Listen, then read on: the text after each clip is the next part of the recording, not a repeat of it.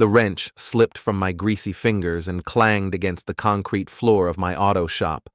It was past midnight, and I should have been home hours ago, but the '98 Honda needed new brake pads, and Mrs. Patterson needed her car by morning. That's the thing about running your own garage. The work never stops, even when your marriage is falling apart. I wiped my hands on an oil-stained rag and glanced through the window toward our house across the street. The lights were still on in the kitchen. Reina was probably working late again, buried in legal briefs and compliance reports. Or at least, that's what I thought she was doing. The tablet sat on my workbench, forgotten after I'd used it to order parts earlier. Reina and I shared the device for household stuff: calendars, shopping lists, the usual domestic coordination that keeps a marriage running. When the screen lit up with a notification, I almost ignored it. Dylan. Can't wait for tomorrow night. Same place as usual? My stomach dropped. Dylan Pace. I knew that name. Young hotshot lawyer at Reina's firm, all charm and expensive suits. The kind of guy who called everyone buddy while plotting to take their lunch money. I shouldn't have looked. Privacy, trust, all those marriage counselor buzzwords echoed in my head. But my finger was already swiping, opening the message thread before my conscience could stop me. The conversation went back months. Hotel reservations, dinner plans, photos I didn't want to see. And worse, much worse, were the discussions about me. Felix is too simple to notice anything, Reina had written. He's so focused on his little garage, he barely pays attention to what I do. What if he finds out? Dylan had responded. Then I'll handle it. I've been thinking about proposing an open relationship anyway. Let him think it's progressive and modern. He can be my safety net while I explore better options. I set the tablet down carefully, like it might explode. My hands weren't shaking, not yet. That would come later. Right now, I felt that cold clarity that hits you right before a fight, when you realize talking isn't going to solve anything.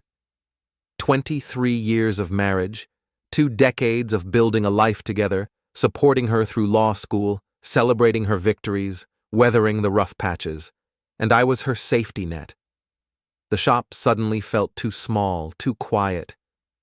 I grabbed my jacket and headed for the house, leaving the Honda half-finished. Mrs. Patterson would have to wait. Reina was at the kitchen table, laptop open, papers spread around her like she was preparing for trial. She looked up when I walked in, and for just a moment, I saw something flicker across her face. Guilt? Annoyance? It was gone too quickly to tell. "You're late," she said, not looking up from her screen. "Sophie called. She needs money for that school trip. We need to talk." Now she looked at me. Really looked. Reina had always been good at reading people. It made her an excellent lawyer. But after 23 years, I'd learned to read her too. "About what?" I pulled out one of the kitchen chairs and sat down across from her. The tablet was still in my hand, screen dark but heavy with implications. "About your boyfriend." The word hung in the air between us like smoke. Reina's expression didn't change, but her fingers stopped moving across the keyboard. "I don't know what you're talking about." "Dylan Pace, hotel reservations, your better options." She closed the laptop slowly, deliberately. When she looked at me again, the mask was gone. No more pretense, no more careful lawyer language. "How long have you known? Does it matter?" She leaned back in her chair, and I saw the woman I'd fallen in love with transform into someone I barely recognized. Cold, calculating, already 3 moves ahead. "Actually, this makes things easier," she said. "I've been thinking about our relationship, Felix, about what we both need." "Let me guess. An open relationship." Her smile was sharp enough to cut glass. "You always were smarter than you looked. Yes, I think we should explore the possibility of seeing other people. It doesn't mean we can't still be partners in the important things: the house, Sophie's future, financial stability. Partners." I repeated the word like it tasted bad. Is that what you call it when your wife schedules dates with her subordinate while you're working 60-hour weeks to keep the business afloat? Don't be dramatic. This is about growth, about not limiting ourselves to outdated expectations. I stood up, the chair scraping against the kitchen tiles. And what if I say no? Reina's laugh was bright and sharp, like breaking crystal. Oh, Felix, you won't say no. You need me too much. Where would you go? What would you do? You're 43 years old with a high school education and grease under your fingernails. I'm offering you a chance to keep what we've built while giving us both the freedom to be happy. She paused, tilting her head like she was studying an interesting legal precedent. Besides, if you walk away from this, you'll regret it. I guarantee that. The kitchen fell silent except for the hum of the refrigerator and the distant sound of traffic on Main Street. I looked at my wife, really looked at her, and realized I was seeing her clearly for the first time in years. You know what, Reina? You're right about one thing. This does make everything easier. I turned and walked toward the stairs, leaving her sitting at the table with her laptop and her carefully constructed justifications. Where are you going? She called after me. To pack a bag. Felix, don't be ridiculous. We can discuss this like adults. I paused at the bottom of the stairs and looked back at her. She was still sitting there, confident and composed, waiting for me to come crawling back like a beaten dog. There's nothing to discuss. You want freedom? You got it. You're making a mistake, she said, her voice rising slightly. You need me. Maybe. But you know what I don't need? A backup plan. I climbed the stairs to our bedroom and pulled an old duffel bag from the closet. Clothes, toiletries, the important papers from the safe. It didn't take long to pack a life. When I came back downstairs, Reina was standing by the front door, like she was guarding it. This is childish, Felix. You can't just leave because you're having hurt feelings. Watch me. Fine. Go ahead and throw your tantrum. But when you're ready to be reasonable, we'll talk about ground rules and boundaries. Adult arrangements for adult people. I stopped in front of her, close enough to smell her perfume, the same scent she'd worn on our wedding day. There's just one more thing I need. What? The tablet. For the shop inventory. She waved dismissively toward the kitchen. Take it. I have my laptop and phone. I retrieved the device from the counter where I'd left it, making sure she saw me power it down and slip it into my bag. This is temporary, Felix, she called as I opened the front door. You'll be back within a week. I turned around one last time. Reina stood silhouetted in the doorway of our house, our home, looking every inch the successful professional woman she'd become. Beautiful, confident, completely in control. You know what, Reina?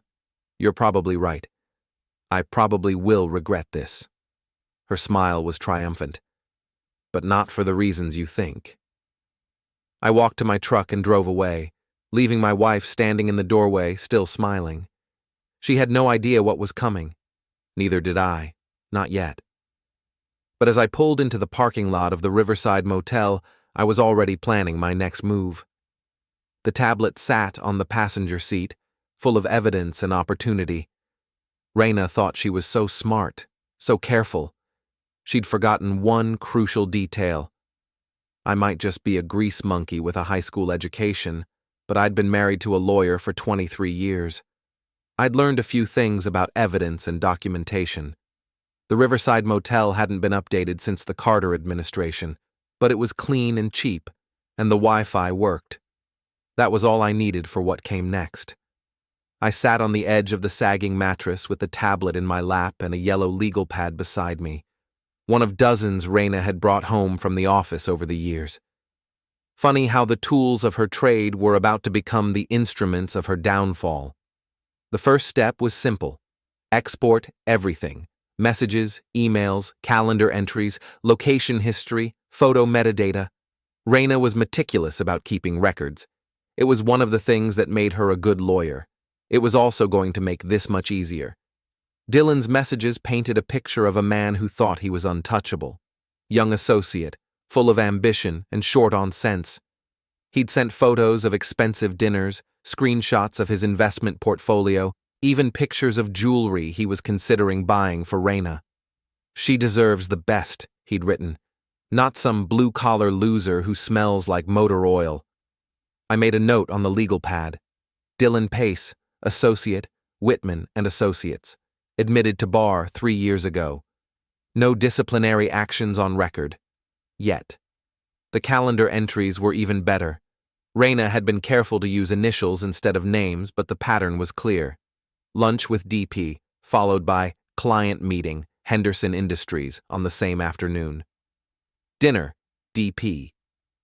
The night before, settlement conference, Henderson Industries. Henderson Industries.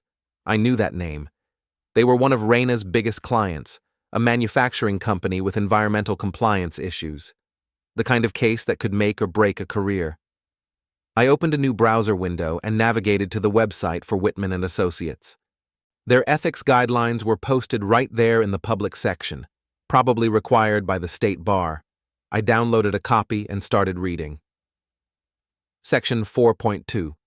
Associates and partners must disclose any personal relationships that might create conflicts of interest in client representation. Section 4.7. Romantic relationships between supervisors and subordinates must be reported to the Ethics Committee within 30 days. Section 4.12. Any conduct that compromises professional judgment or creates the appearance of impropriety is grounds for disciplinary action. I cross-referenced the dates from Reina's calendar with the Henderson Industries case timeline. The correlation was perfect. Every romantic dinner with Dylan coincided with major developments in the case. Every hotel reservation matched up with client meetings or settlement discussions. My phone buzzed with a text message. "Reina, stop being dramatic. Come home so we can talk about this rationally." I turned the phone face down and kept working. The location history was a gold mine. The tablet tracked everywhere it went, and Reina took it everywhere. The Grandview Hotel on Elm Street, Chez Laurent downtown, even a weekend trip to Boston that I'd thought was for a legal conference. I pulled up the Henderson Industries file from the public court records. Amazing what you could find online these days. The case had settled for $12 million, with Whitman and Associates taking their standard 30% contingency fee. Reina's cut as lead counsel would have been substantial. Had Dylan influenced her legal strategy? Had their relationship affected her professional judgment? I couldn't prove it, but I didn't need to. The appearance of impropriety was enough. I spent the next 3 hours building a timeline, dates, times, locations, case developments. I included screenshots of the relevant messages, careful to redact anything too personal while leaving enough context to show the relationship. The final document was 15 pages long, meticulously footnoted and cross-referenced. I'd learned a lot about legal writing over the years, listening to Reina practice her arguments and review her briefs. At the top of the first page, I wrote, "Potential ethics violations, confidential report." Below that, "The following documentation suggests undisclosed conflicts of interest and potential compromise of professional judgment in the matter of Henderson Industries versus State Environmental Agency." I printed 3 copies at the motel's business center, then drove across town to the office supply store for proper folders and envelope supplies. If I was going to do this, I was going to do it right. The first copy went to the Ethics Committee at Whitman and Associates. I'd found their internal reporting procedures on the firm's website. They were required to investigate any credible allegations of misconduct. The second copy went to the State Bar's disciplinary board. They had their own investigation process, independent of the firm. The third copy was for Henderson Industries' general counsel. If they knew their case had been handled by lawyers with undisclosed conflicts, they might want to review the settlement terms. I sealed each envelope carefully and drove to the main post office downtown. Certified mail, return receipt requested. I wanted to make sure everyone got their copy. As I walked back to my truck, my phone rang. Reina. "Felix, this is ridiculous. Sophie is asking where you are, and I don't know what to tell her. Tell her the truth. Tell her Daddy found out about Mommy's boyfriend. Don't drag Sophie into this. She doesn't need to know about adult problems. Adult problems. I laughed, but there wasn't any humor in it. Is that what we're calling it? Come home. We can work this out. I'm sure we can. Right after you explain to the ethics committee why you didn't disclose your relationship with Dylan. The silence on the other end of the line stretched so long, I thought she'd hung up. What did you do, Felix? What you taught me to do. I documented everything and filed the appropriate reports. You don't understand how these things work. You could ruin my career over nothing. Nothing? I pulled into the motel parking lot and sat in the truck, engine running. 23 years of marriage is nothing? Your professional integrity is nothing? That's not what I meant. No, I think that's exactly what you meant. I was nothing, a safety net, a backup plan. Felix, the reports are already in the mail, Reina. Certified delivery. Should arrive tomorrow morning. I hung up and turned off the phone. Back in the motel room, I sat on the bed and stared at the wall. The adrenaline was wearing off, replaced by something heavier. Not regret, not yet, but a kind of hollow satisfaction. I'd fired the first shot, but the war was just beginning. My phone buzzed with text messages. First Reina, then Dylan, then numbers I didn't recognize. I deleted them all without reading them. Tomorrow, the envelopes would arrive at their destinations. Investigations would begin. Questions would be asked. And Reina would learn that her backup plan had some plans of his own. I pulled out the legal pad and started a new list. This one wasn't about evidence or documentation. This one was about consequences. Reina had laughed when I walked away. She'd told me I would regret leaving her. She was about to find out how wrong she could be. The call came at 6:30 in the morning, 3 days after I'd mailed the reports. I was in the motel's excuse for a fitness center, working out my frustration on a punching bag that had seen better decades, when my phone started buzzing. Felix. Reina's voice was different now, controlled, but with an edge I'd never heard before. We need to talk. I thought we already talked. You made your position pretty clear. Things have changed. I stopped punching and wiped sweat from my forehead with a towel. Let me guess, someone got your attention. The partners want to see me this afternoon. The state bar opened an inquiry, and Henderson Industries is asking questions about the settlement. Sounds like a busy day. This is serious, Felix. You don't understand what you've done. I sat down on the weight bench and looked out the window at the morning traffic. People heading to work, starting their normal days, dealing with normal problems. I envied them. I understand perfectly. I documented potential ethics violations and reported them to the appropriate authorities. Isn't that what a responsible citizen is supposed to do? You're trying to destroy my career. No, Reina, you already did that. I just made sure the right people found out about it. The silence stretched between us. When she spoke again, her voice was quieter, more careful. What do you want? What do I want? I stood up and walked to the window. I want my wife back. I want the last 6 months to be a bad dream. I want to trust you again. Felix, but since none of that is possible, I want you to stop pretending this is my fault. We can fix this. The relationship with Dylan is over. I ended it yesterday. After you got caught.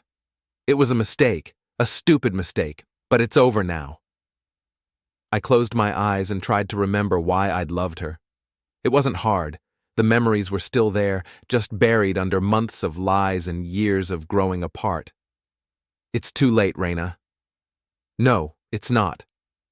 Come home. We can go to counseling, work through this. But you have to call off whatever you've started. I can't call off an ethics investigation. That's not how it works. You can tell them you were mistaken, that you misunderstood what you saw. You want me to lie. I want you to save our marriage. I hung up and turned off the phone. An hour later, I was back in my shop, trying to lose myself in the familiar rhythm of honest work. The Honda was still waiting for me, along with 2 other cars that had accumulated over the past few days. Physical labor had always been my therapy, the one thing that could quiet the noise in my head. I was elbow deep in an engine rebuild when someone knocked on the shop door. Through the glass, I could see a young man in an expensive suit, looking uncomfortable and out of place. Dylan Pace.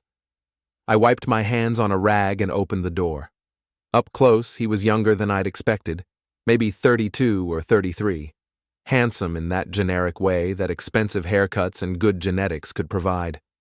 The kind of man who'd never had to fight for anything in his life. "Mr. Roard, I'm Dylan Pace. I think we need to talk." "I know who you are." He glanced around the shop, taking in the oil stains and tool racks and general blue-collar atmosphere. His nose wrinkled slightly, like he was smelling something unpleasant. "Can we speak privately?" I gestured him inside and closed the door. Dylan stood in the middle of the shop, hands in his pockets, trying to look casual and failing. "This whole situation has gotten out of hand," he said. "Reina and what happened between us was a mistake. It's over now." "Good for you. The thing is, your reports to the ethics committee are going to hurt a lot of people. Not just Reina and me, but the whole firm. Good people who had nothing to do with this." I picked up a wrench and tested its weight in my hand. Dylan's eyes followed the movement. "That's unfortunate. Look, I know you're angry. You have every right to be. But destroying Reina's career isn't going to fix your marriage. My marriage is already destroyed, thanks to you. I take full responsibility for my part in this. But Reina is a good lawyer, and she doesn't deserve to lose everything over one mistake." I set the wrench down on the workbench and looked at Dylan directly. He was nervous, trying to hide it behind lawyer confidence, but I could see the sweat on his forehead despite the cool morning air. "Let me ask you something, Dylan. When you were planning your little romance, did you think about the consequences? Did you consider what it might do to her career, her marriage, her family?" "No, but did you think about the ethics rules you were violating? The clients you were potentially compromising?" "It wasn't like that." "Then what was it like?" Dylan ran a hand through his perfectly styled hair. "It just happened. We were working late on the Henderson case, and there was this connection. We tried to keep it professional, but you decided your feelings were more important than your professional obligations. We're both adults. We made our choices." I nodded slowly. "You're right. You made your choices. Now you get to live with the consequences. There has to be something we can work out, some way to resolve this without destroying everyone involved." "You mean some way to make it go away so you can keep your job and your reputation?" Dylan's composure cracked slightly. "I'm trying to be reasonable here." "Reasonable." I picked up the wrench again, turning it over in my hands. "You want to know what reasonable looks like? Reasonable would have been keeping your hands off my wife. Reasonable would have been following the ethics rules you swore to uphold. Reasonable would have been thinking about consequences before you started planning hotel reservations. What do you want? Money? I can pay for the divorce, make sure you're taken care of." The wrench felt good in my hand, solid, reliable, unlike the people in my life. "You think this is about money?" "Everything's about money." I set the wrench down carefully and walked toward Dylan. He took a step back, bumping into a tool cart. "Let me explain something to you, counselor. I've been working with my hands my whole life. I fix things that are broken, I solve problems, and when something can't be fixed, I replace it." "I don't understand." "You and Reina broke something that can't be repaired, so now it gets replaced." "Replaced with what?" I smiled, and Dylan took another step backward. "Consequences. Look, Mr. Roard, Felix, I think we're getting off on the wrong foot here. We got off on the wrong foot when you started having an affair with my wife. That's over now, completely over. Because you got caught. Because it was wrong. I laughed, short and sharp. Now you figure out it was wrong? Dylan straightened his tie and tried to regain his composure. I came here to apologize and to see if we could find a way to minimize the damage to everyone involved.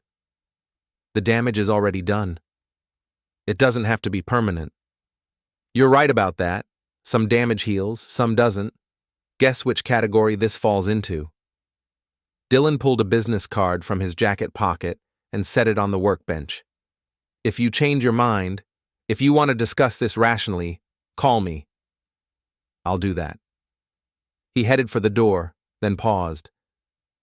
For what it's worth, I never meant for anyone to get hurt. But you did it anyway. Yeah, I did it anyway.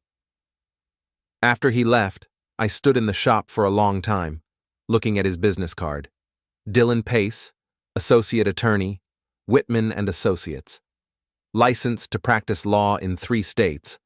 Not for much longer, if I had anything to say about it. I pulled out my phone and scrolled through the contacts until I found the number for Henderson Industries. If Dylan and Reina wanted to play lawyer games, I was happy to oblige. But first, I had some more research to do. The Henderson Industries headquarters was a glass and steel monument to corporate success, rising 12 stories above the industrial district, like a middle finger pointed at the sky. I sat in my truck in the visitor parking lot, wearing the one decent suit I owned, and carrying a briefcase that had belonged to my father. Inside the briefcase were copies of everything: messages, calendar entries, photos, timelines, and a detailed analysis of how the Henderson case had been handled. I'd spent the past week putting it together, cross-referencing court filings with Reina's romantic schedule. The pattern was undeniable. Every major decision in the case had coincided with her relationship milestones with Dylan. The initial settlement demand had been filed the day after their first hotel stay. The revised strategy had been submitted following a weekend trip to Boston. Even the final settlement terms had been negotiated during a week when they'd been particularly active. Had Dylan influenced her legal judgment? Had their relationship compromised her ability to represent Henderson Industries effectively? I couldn't prove it, but I didn't need to. The appearance of impropriety was enough to raise serious questions. The receptionist on the 12th floor was polite but skeptical when I asked to speak with the general counsel. I wasn't a lawyer, wasn't a vendor, wasn't anyone important, just a guy in a cheap suit with a story to tell. Mr. Henderson will see you now, she said after a 20-minute wait. James Henderson was younger than I'd expected, maybe 45, with the kind of confident bearing that came from inheriting a successful business. His office overlooked the entire city, with framed photos of construction projects and environmental awards covering the walls. Mr. Roard, isn't it? My assistant said you had information about our recent legal settlement. That's right. I opened the briefcase and pulled out a bound copy of my report. I believe your company may have been inadequately represented during the environmental compliance case. Henderson took the document and flipped through the first few pages, his expression growing more serious as he read. These are pretty serious allegations. You're saying our lawyers had undisclosed conflicts of interest? I'm saying the lead attorney was romantically involved with her subordinate throughout the duration of your case, in violation of their firm's ethics policies. Whether that affected the quality of representation is for you to determine. Henderson continued reading, occasionally making notes in the margins. When he reached the timeline section, he stopped and looked up at me. You're Reina Roard's husband. Estranged husband. This looks like a domestic dispute. It started as one, but when I discovered the ethics violations, I felt obligated to report them. Henderson set the report down and leaned back in his chair. What do you want from me, Mr. Roard? Nothing. I just thought you should know that the lawyers handling your $12 million settlement were more interested in each other than in your case. The settlement was favorable. We were satisfied with the outcome. Were you? Or did you just accept what they recommended because you trusted their professional judgment? Henderson picked up the report again and studied the timeline more carefully. I could see the wheels turning in his head, the businessman calculating potential losses and missed opportunities. Even if what you're alleging is true, the settlement is final. There's no going back. Maybe not, but there might be grounds for a malpractice claim against the firm. That would be expensive and time-consuming. So was the original environmental case. At least this time, you'd be fighting for money instead of paying it out. Henderson stood up and walked to the window, looking out at his industrial empire. When he turned back to me, his expression had changed. I'll need to have our current counsel review this information. Of course. If there's substance to these allegations, we'll pursue appropriate remedies. That's all I can ask. I left the briefcase copy with Henderson and drove back across town, feeling lighter than I had in weeks. The first domino had fallen when I'd reported the ethics violations. The second had toppled when Dylan had come to my shop, desperate and scared. Now the third was in motion, and there was no stopping what came next. My phone rang as I pulled into the motel parking lot. Reina again. Felix, we need to meet right now. I'm listening. Not on the phone. Meet me at Riverside Park in an hour. Why? Because Henderson Industries just fired our firm, and the partners want to know why.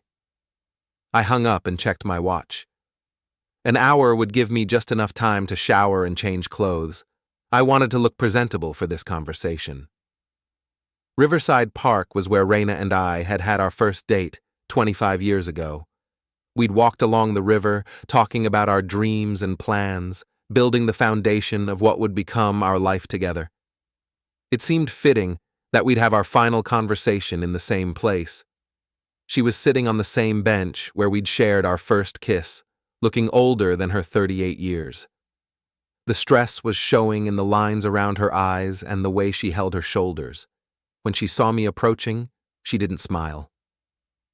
Henderson Industries terminated our retainer this morning, she said without preamble. They're demanding a full accounting of all work performed on their case. That's unfortunate. They mentioned your name specifically. Did they? What did you tell them, Felix? I sat down on the other end of the bench, maintaining distance between us. I told them the truth, that their lawyers were more interested in each other than in their case. You had no right. I had every right. I'm a citizen with knowledge of potential legal malpractice. I have an obligation to report it. Reina turned to face me fully. This isn't about ethics or obligations. This is about revenge. Maybe it started that way, but it's bigger than that now. The partners are talking about suspension pending the investigation. Dylan's already been placed on administrative leave. Good. Good? Her voice rose sharply. Felix, this is my career. Everything I've worked for. Everything we worked for. I supported you through law school, remember? I worked double shifts to pay for your bar exam prep course. I held down the fort while you built your reputation. And I'm grateful for that. Grateful? I shook my head. You were grateful right up until you decided I was holding you back. That's not fair. Fair? I stood up and walked to the river's edge. You want to talk about fair? Fair would have been ending our marriage before you started another relationship. Fair would have been honest communication instead of sneaking around behind my back. I made mistakes. You made choices. Reina joined me at the water's edge. What do you want, Felix? What will it take to end this? It's already ended. The investigations are ongoing. Henderson Industries is asking questions, and your firm is scrambling to contain the damage. There's nothing left for me to do. You could tell them you were wrong, that you misunderstood what you saw. But I wasn't wrong. You could say you were. I turned to look at her. You want me to commit perjury to save your career. I want you to save our marriage. Our marriage ended the day you decided I was your backup plan. Felix, no, Reina. You made your choice. You chose Dylan. You chose the excitement. You chose the risk. Now, you get to live with the consequences. And what about you? What do you get? I smiled for the first time in weeks. I get to watch you learn that actions have consequences. I get to see you face the same uncertainty you tried to impose on me. You're destroying everything we built together. No, you already did that. I'm just making sure everyone knows about it. I walked back toward the parking lot, leaving Reina standing by the river. Behind me, I heard her call my name, but I didn't turn around. There was nothing left to say. The war wasn't over, not yet, but the battle lines were drawn, and I was winning. The call came on a Thursday morning, 2 weeks after my meeting with Henderson Industries. I was rebuilding a transmission when my phone buzzed with a number I didn't recognize. Mr. Roard, this is Margaret Chen from the State Bar Disciplinary Board.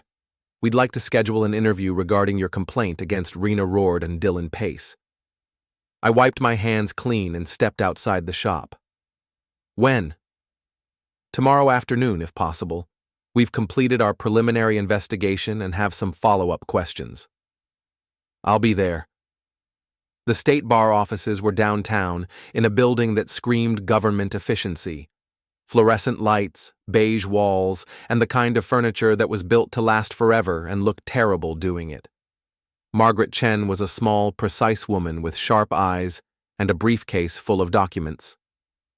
Mr. Roard, thank you for coming in. I want to review your original complaint and clarify a few details. She spread the papers across the conference table, copies of my original report, along with additional documents I didn't recognize.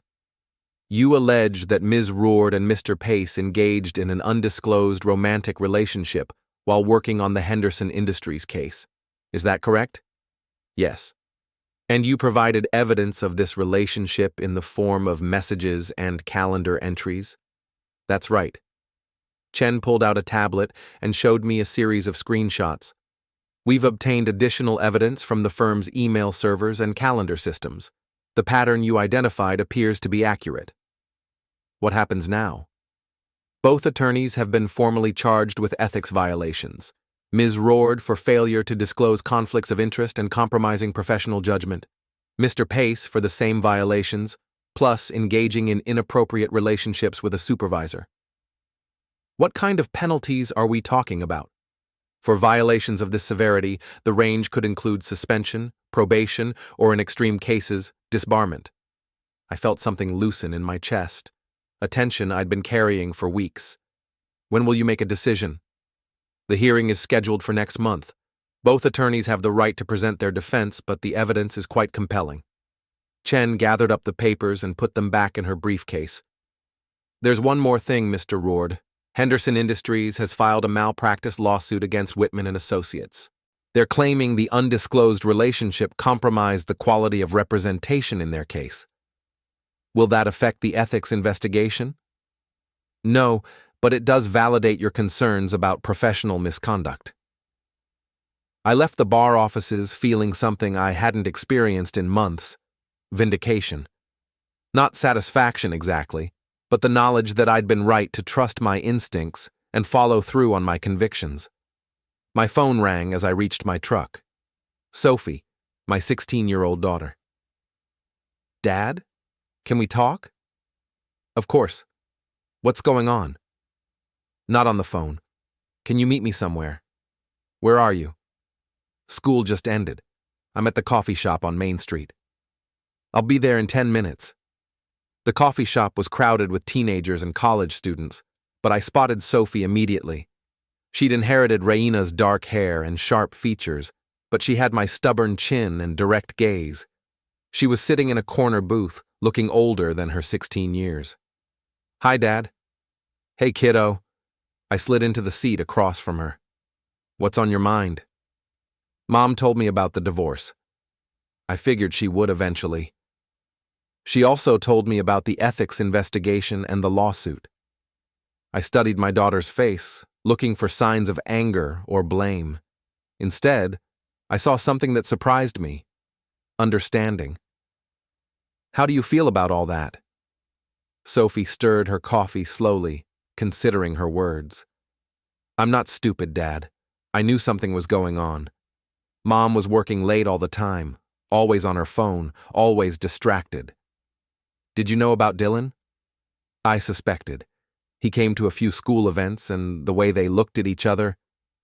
She shrugged. It was obvious if you were paying attention. I'm sorry you had to figure that out on your own. I'm sorry you had to find out the way you did. We sat in silence for a moment, watching the other customers come and go. Finally, Sophie looked up at me. Mom says you're trying to destroy her career. What do you think? I think you're holding her accountable for her choices. The simple maturity of that statement hit me like a punch to the gut. That's exactly right. She wants me to talk to you, to ask you to drop the complaints. And what do you want? Sophie smiled, the first genuine smile I'd seen from her in months. I want my dad to stop letting people walk all over him. That's not going to be a problem anymore. Good. We talked for another hour about school, her plans for college, and what the future might look like. When I finally dropped her off at home, I felt something I hadn't expected. Hope. The house looked the same from the outside, but I could see signs of stress in the details. The lawn needed cutting, the newspaper was still in the driveway, and Reina's car was parked crooked in the garage. Sophie paused before getting out of the truck. Dad, for what it's worth, I think you did the right thing. Even though it's going to change everything, especially because it's going to change everything. That evening, I sat in my motel room with a beer and the local newspaper. The legal notices section included a small item about the Henderson Industries lawsuit against Whitman and Associates. No names were mentioned, but anyone familiar with the case would know what it was about. My phone buzzed with a text from an unknown number. This isn't over. I assumed it was from Dylan, but I didn't bother responding. He was right, though. It wasn't over. The ethics hearing was still weeks away, the lawsuit would take months to resolve, and the consequences were still rippling outward. But the outcome was no longer in doubt. Reina and Dylan had violated their professional obligations, compromised their clients' interests, and destroyed the trust that made their careers possible. The evidence was overwhelming, the pattern was undeniable, and the penalties were inevitable. I finished my beer and started planning my next move. The auto shop was doing well enough to support me, but I was thinking about expanding. Maybe hiring an employee, maybe offering new services, maybe even going back to school myself. Reina had been wrong about one thing. I didn't need her to survive. I'd been taking care of myself long before we met, and I'd continue taking care of myself long after this was over. The difference was that now I knew my own worth. I wasn't anyone's backup plan, and I never would be again. The ethics hearing was 3 weeks away. The malpractice lawsuit was just getting started. And somewhere in the city, my wife and her former lover were learning that actions have consequences. I smiled and reached for another beer. This was going to be interesting. The state bar hearing room was smaller than I'd expected, more like a classroom than a courtroom. Reina sat at one table with her attorney, Dylan at another with his. I was in the gallery, officially just an observer, but everyone in the room knew I was the reason we were all there. The hearing officer was a stern woman in her 60s who'd been practicing law since before Dylan was born. She'd reviewed all the evidence, heard all the testimony, and asked all the hard questions. In the matter of Reina Roord, she began, reading from her prepared statement, the board finds clear and convincing evidence of ethics violations, including failure to disclose conflicts of interest and conduct prejudicial to the administration of justice. Reina's shoulders sagged as the words hit her. The board hereby imposes a suspension of 18 months, followed by 2 years of supervised probation. Dylan's penalties were even harsher, a 2-year suspension and mandatory ethics training. His legal career was effectively over before it had really begun. As we filed out of the hearing room, Reina caught up with me in the hallway. "Are you satisfied now?" she asked. "I'm satisfied that justice was done. This was never about justice. This was about revenge." I stopped walking and turned to face her. Maybe it started that way, but somewhere along the line, it became about something bigger. It became about accountability. 18 months, Felix. 18 months of my career gone. You'll survive. You're smart, you're talented, and you'll find a way to rebuild. And us? What about us? I looked at the woman I'd loved for 23 years, seeing her clearly for perhaps the first time. She was still beautiful, still intelligent, still capable of great things. But she was also someone who'd chosen personal gratification over professional integrity, who'd treated our marriage like a business arrangement, and who'd learned the hard way that actions have consequences. There is no us anymore, Reina. There hasn't been for a long time. So that's it?